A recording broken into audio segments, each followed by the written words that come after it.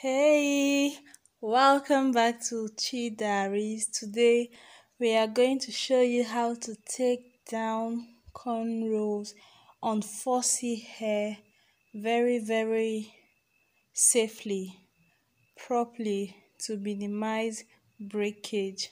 So, the very first mistake I have seen people make is to take down their hair or their braids on a hair that is dry and not moisturized. That is going to make your hair to break off a lot.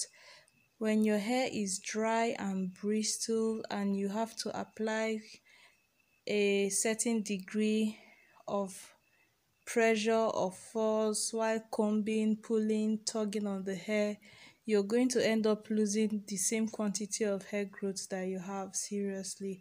So what you need to do is to ensure that your hair is kind of moisturized. I am supposed to use a spray bottle here, but the bottle was acting up, so I just sprinkled the hair, sprinkled the water on the hair. Now that mixture contains a leave-in conditioner, water, and oil.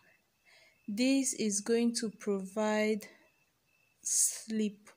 It will make the hair slippery so that it will be easy to take down the braids, and the water is going to soften the hair and kind of moisturize the hair. So I still go ahead to apply my mixture on the braids up to the extent where her natural hair stops. So after massaging everything, the hair is kind of soft just after a few minutes. I can now proceed to take down every accessory on the hair. So if you have a rubber band that you need to cut, you need to ensure that you don't have any hair getting in the way so that you do not cut your hair also. Now it is time to take down the beads, and I just cut them off. I have seen people just carelessly cut their braids when they want to take it down at any length that they just assume is safe. You have to look at the braid. When you look closely, you will be able to tell where your hair stops in the braids. So the section where your hair is going to be kind of rough. It will be more rougher or coarse, or just it will look more worn out than the area where you have just the hair extension or the attachment. That's the braiding hair. So the section that has your hair and the braiding hair is going to look more worn than the section that is just the braiding hair. Try to trace where your hair stops and then give an extra length of at least 1 to 2 inches before cutting it off. Time to take down your braids is not the best time when you are in a hurry. Try to do it when you are kind of free so that you can relax and just do it properly if you do not want professionals to do it for you. Now, this is another part where I have seen people impatiently tug at their hair and just pull out every new growth that they have. You have to be patient while taking down the braids. If you look very closely, you will see that there are like waves, like not waves, like interlocked weaves or whatever that you can count on braids. You need to not put in your comb in more than two of those sections at once. You have to patiently go through them one by one, one by one. I have seen people who are even beginners try to go too far into the braid while losing it, and they get stuck.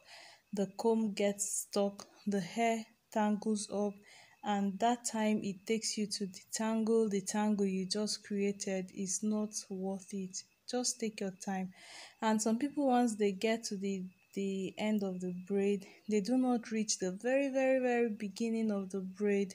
They just lose to Let me show you on this one I am taking down now. They just lose to an extent when it looks as if they are done and they stop. Like here, no. Take your time to use your fingers and lose to the very beginning of the braid. Then you use your hands to detangle the hair. If you have a braid that have been in for like 2 months or up to 5 weeks, maybe from 5 6 weeks above and above, you might have like serious matting going on. In that case, once you are done taking down the braids to this extent, do not forcefully detangle the hair with your comb or your finger. Just try to section off the hair into about 6 or so when you are losing. As you lose, you do 2 strands twist into about 6 or so sections, and then you moisturize each section and detangle carefully later. So now I am going to show you how I take down this accessory or the decoration I did here. I carefully pull up the braiding string to make sure that it is away from her hair. Not even one strand of hair should be in the way before I use a scissors to cut that off. Because I am the one that fixed this and I know how it is attached, it is so much easier for me to go in and take it down. If you want to see the video of how I made this hair, the video is up on my channel. I will attach it to the end of this video and it will also be in the description bar. I am going to show you there how I wash and detangle her hair, how I deep condition her hair, and how I made this braided ponytail, how I braided this number 4.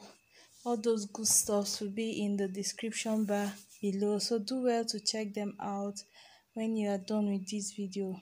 As you can see, I just patiently pull on the strings one by one. This is just actually the opposite of how I put it in with a crochet hook. So when this is just like when you are braiding, if you skip one section and try to go far back a lot because you are in a hurry, you will end up being stuck and getting a tangle. So don't do that.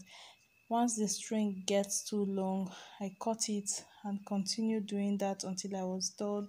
And for this side that was kind of tied, I made sure again there was no hair mixed with the string before cutting anything. Before you bring scissors close to your hair, ensure that your hair is not involved in what you are cutting. People keep making this mistake. I think we can all relate to a time when someone is cutting something on our hair and we can just hear it, like you can hear your hair being slaughtered, and that feeling is not nice. So just try to ensure that the hair is very well separated completely from whatever you are cutting on your hair. And while taking down this braid, if the hair gets dry, because this is 4C natural hair, it dries up pretty fast, I just mist the hair again and continue. If you don't have any mixture to use, you can just wet the hair a little, like spray it with water. Don't drench it, but make it like damp without dripping water. Then apply even hair grease is fine, just something to help the hair slip and move very easily, instead of trying to loosen a hair that is bristle and dry and just coarse breaking everywhere. No, don't do that. And also, as you can see, I made like 2 strand twists in different sections of the hair. Once I lose the hair and the hair starts getting in the way of the other braids I have to lose, I just twist it up into 2 strand twists. This is also going to make it not to overwhelm you, keep everything organized, and also when it's time to wash the hair, it is also going to help you. You really need to watch the video where that other video I didn't show where I took down her braids. I just showed her hair dry and just thirsty after taking down her braids. I washed and deep conditioned her hair. So that is why I decided to show how I take down her braids here. The only thing, if you're going to take one thing out of this video, it is that you shouldn't lose your hair when it's dry and bristle, because it is prone to breakage at that point. Sometimes you can hear the friction just lighting up and sparking in your hair. If you have natural hair, please do not do that. Just moisturize or wet and then add grease to your hair to apply a level of slippage. I don't know if that is an English. What? If that is an English word. Okay, so this is how you do the two strand twist, and we are done. I am just going to wash her hair after the. It will be really, really nice of you and kind of you and sweet of you if you can give this video a thumbs up. Thank you so much for watching. Bye. Bye. Bye bye.